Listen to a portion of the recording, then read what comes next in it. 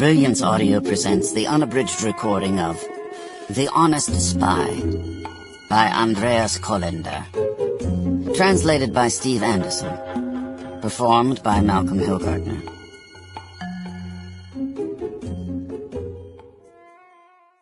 For Heidi.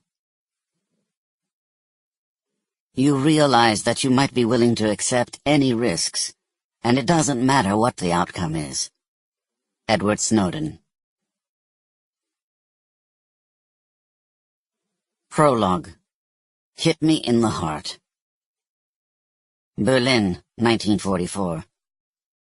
They should hold hands, Marlene said. That would be nice. She was sitting with Fritz in the kitchen, the last of the coals crackling in the oven, the yellowish glow of the lamp reflecting in the glass of the cabinet. On the table lay a stack of top-secret files from Hitler's Foreign Office, which Fritz had smuggled home. Dull red stripes marked the cardboard covers, along with Reich eagles bearing swastikas printed in black, the various department stamps overlapping.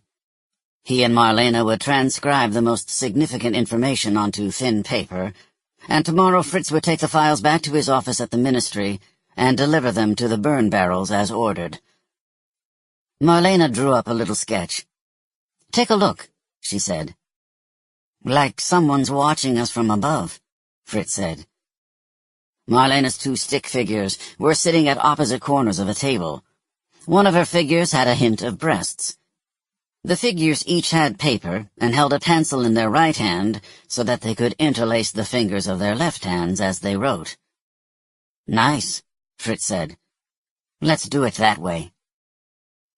He moved his globe off the table and onto the sideboard. Then they lifted the table and carried it into the middle of the kitchen.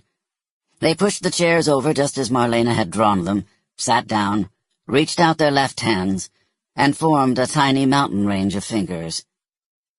They wrote together for a while. "Keep going?" Fritz asked, and Marlene nodded. They kept writing until Fritz went to make a pot of tea, warming his hands over the steam. He let a spoonful of sugar trickle into Marlene's cup, stirred it, and set her cup down for her.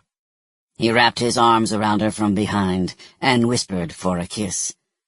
Marlene turned her head, her neck muscles flexing, and Fritz saw the blue in her eyes. She tapped on Heinrich Himmler's signature. "Bastard," she said. She touched the signatures of von Ribbentrop, Kaltenbrunner. Sample complete. Ready to continue?